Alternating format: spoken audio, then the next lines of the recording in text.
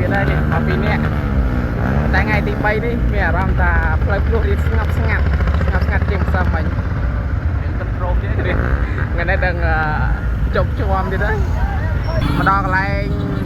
ផ្ទះបដាហើយ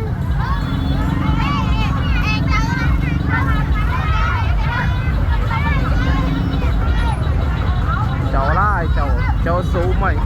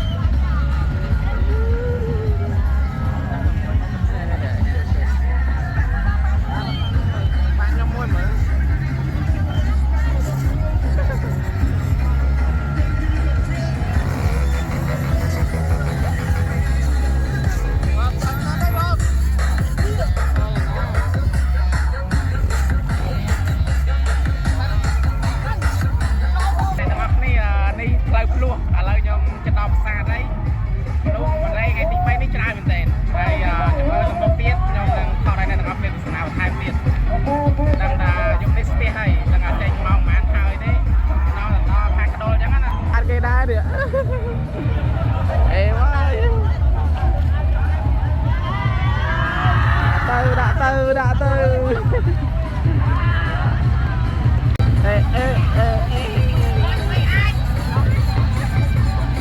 นั่งដាក់ទៅដល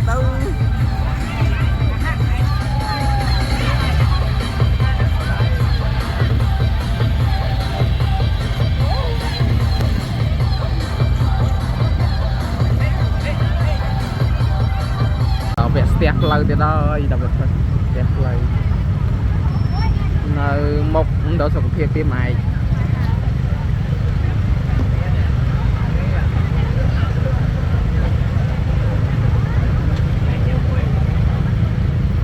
ថ្ងៃទី3ក៏មិនអន់ដែរថ្ងៃទី3ទៅមកកាន់តែច្រើនមូលហេតុស្ទះផ្លូវ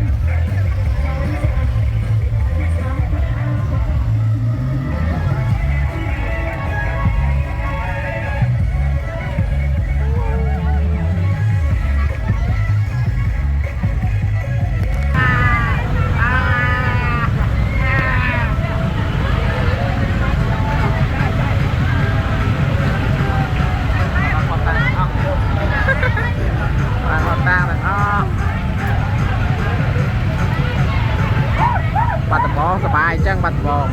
ផ្លឹកឯភ្នំនេះจะដល់វត្តដល់ដូនទាវហី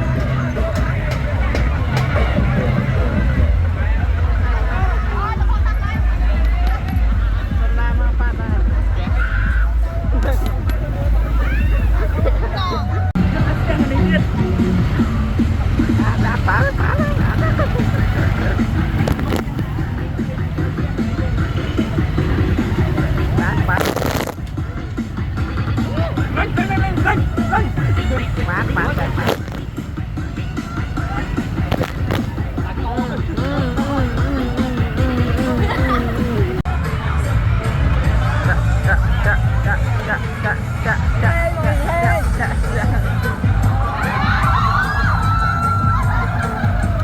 Ui chà.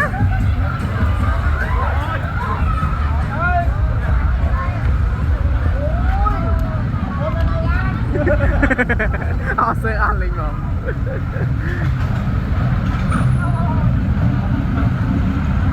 Đó là lại mũi tiền hơi.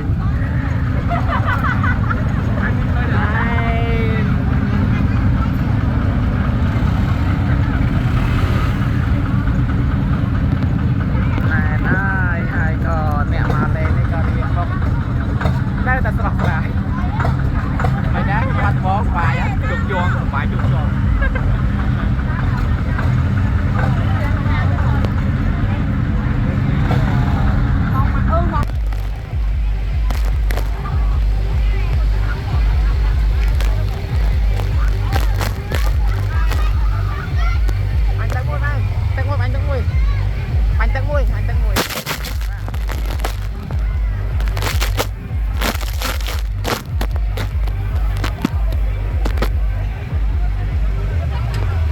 Một là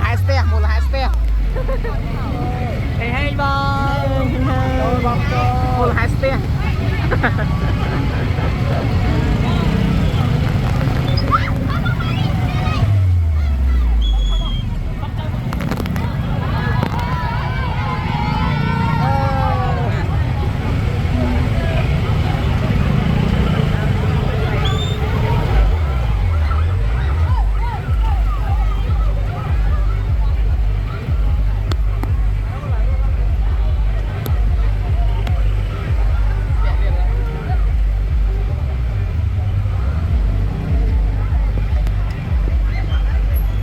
Vậy tha mà mau ngay cho nhặt thoát tê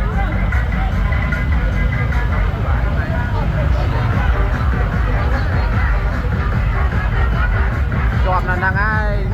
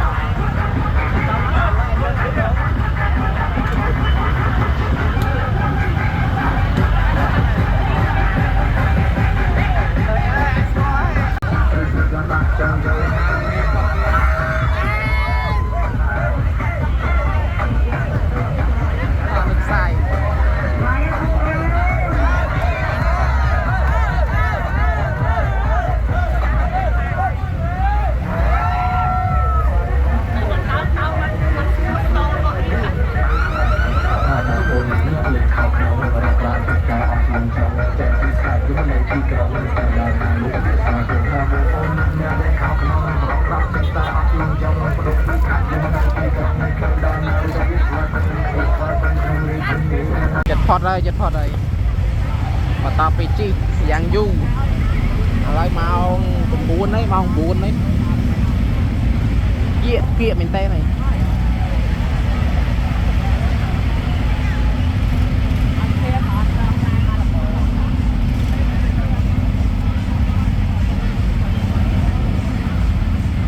ngày đi bay nền đời nền đây cả tam chứ không